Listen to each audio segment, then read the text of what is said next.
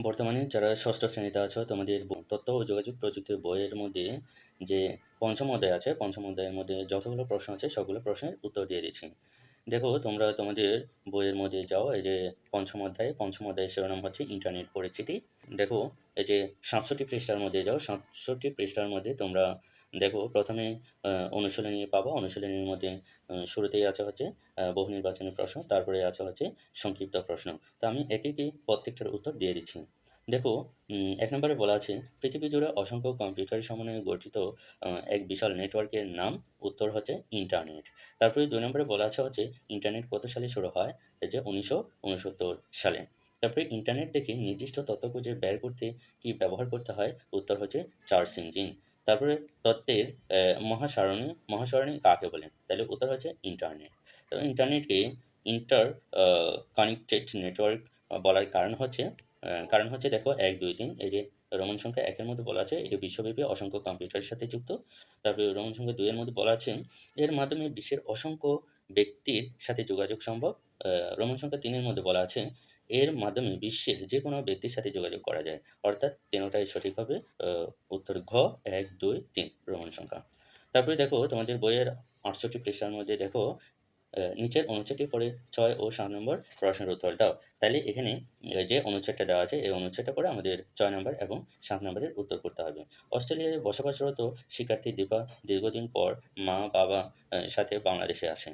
আসার আগে তার শিক্ষক তাকে বাংলাদেশের দর্শনীয় স্থান সম্পর্কে একটি প্রতিবেদন লিখে উম পাঠাতে বলেন।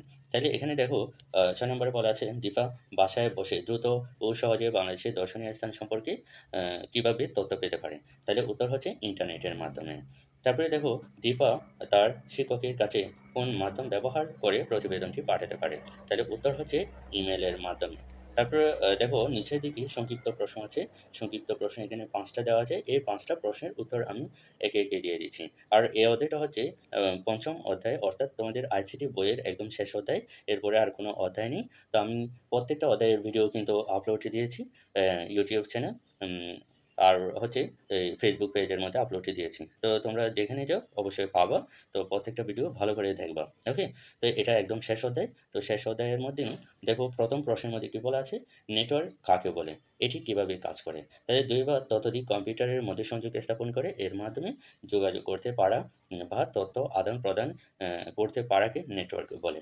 অনেকগুলো কম্পিউটার যদি সুইচ নামের একটি যন্ত্র দিয়ে সংযোগ দিয়ে দেওয়া হয় তাহলে একটি কম্পিউটার অন্য একটি কম্পিউটারের সাথে যোগাযোগ করতে পারবে। অর্থাৎ কম্পিউটারগুলোর মধ্যে নেটওয়ার্কিং করা আছে। তারপরে ২ এর মধ্যে কি বলা আছে দেখো, ইন্টারনেট হচ্ছে নেটওয়ার্কের নেটওয়ার্ক কথাটি ব্যাখ্যা করো। তাহলে ইন্টারনেট শব্দটি এসেছে ইন্টার কানেক্টেড নেটওয়ার্ক। আমরা ইংলিশেও লিখতে পারি অথবা বাদ দিলেও সমস্যা নেই। তাহলে দেখো ১ম শব্দ ইন্টারকানেক্টেড এর ইন্টার এবং দ্বিতীয় শব্দ নেটওয়ার্ক এর নেট মিলে তৈরি হয়েছে ইন্টারনেট। এটি নেটওয়ার্ক যখন অন্য একটি নেটওয়ার্কের সাথে রাউটার ও অন্যান্য ডিভাইস দ্বারা সংযুক্ত থাকে তখন তাকে বলা হয় ইন্টারকানেক্টেড নেটওয়ার্ক অর্থাৎ ইন্টারনেট। এরকম কোটি, কোটি কম্পিউটারের মাধ্যমে তৈরি হয়েছে আজকের ইন্টারনেট। অতএব বলা যায় ইন্টারনেট হচ্ছে নেটওয়ার্কের নেটওয়ার্ক। তারপরে ৩ নম্বরে বলা আছে দেখো চাহিদা মতো তথ্য অনুসন্ধানের জন্য ওয়েবসাইটের প্রয়োজন হয় না হয় কেন? তাহলে উত্তর হচ্ছে সবচেয়ে সহজে নিজের তথ্য অন্যের সামনে তুলে ধরার জন্য যে ব্যবস্থা নেওয়া হয় তাকে বলা হয় ওয়েবসাইট। কেউ যদি কারো কাছ থেকে তথ্য নিতে চায় তাহলে তার ওয়েবসাইটে যেতে হয়। যারা ওয়েবসাইট তৈরি করে তারা চেষ্টা করে যেন প্রয়োজনীয় সকল তথ্য খুব সুন্দরভাবে সাজাতে থাকেন।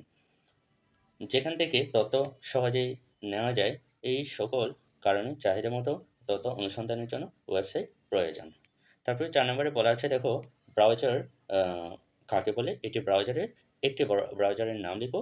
তাহলে ওয়েবসাইট দেখার জন্য যে বিশেষ অ্যাপ্লিকেশন সফটওয়্যার ব্যবহার করা হয় তাকে ব্রাউজার বলে। এটি একটি ব্রাউজারের নাম Google Chrome। এটা খুবই গুরুত্বপূর্ণ। তারপরে দেখো ৫ নম্বরে বলা আছে তুমি একটি ওয়েবসাইট থেকে একটি তথ্য জানতে চাও। ব্রাউজার ও সার্চ ইঞ্জিন ব্যবহার করে কিভাবে এটির অনুসন্ধান করবে? তাহলে উত্তর হচ্ছে দেখো কোনো তথ্য খোঁজার দরকার হলে বিশেষ ধরনের অ্যাপ্লিকেশন সফটওয়্যার ব্যবহার করা হয় তার নাম সার্চ ইঞ্জিন।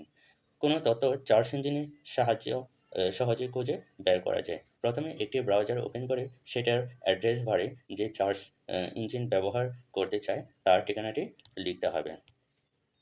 তারপর এন্টার চাপ দিলে সাথে সাথে সার্চ ইঞ্জিন চলে আসবে। যে তথ্যটি খুঁজতে চায় তার সার্চ ইঞ্জিনে লেখার জায়গা লিখতে হবে। তারপর এন্টার চাপ দিলেই যে ওয়েবসাইটে কাঙ্ক্ষিত বিষয়টি থাকতে পারে তার একটি বিশাল তালিকা আসবে। এখন একটি করে ওয়েবসাইটে গিয়ে দেখতে হবে কাঙ্ক্ষিত বিষয়টি পাওয়া যায় কিনা। যদি না যায় তাহলে আরেকটি ওয়েবসাইটে খুঁজে দেখতে হবে। এভাবে ব্রাউজার ও সার্চ ইঞ্জিন ব্যবহার করে একটি তথ্য অনুসন্ধান করা যায়। তো এটা হচ্ছে মূলত তোমাদের যে আইসিটি বই আছে, আইসিটি বইয়ে ৫ম অধ্যায়ের সকল প্রশ্নের উত্তর। আমি একে, একে সব প্রশ্নের উত্তর দিয়ে দিলাম। আর এটা ছিল এক আইসিটি বইয়ের একদম লাস্ট ভিডিও। প্রত্যেকটা অধ্যায়ের ভিডিও কিন্তু আপলোড দেওয়া আছে। তোমরা চাইলে দেখে নিতে পারো। তো এটাই হচ্ছে আজকের ভিডিও।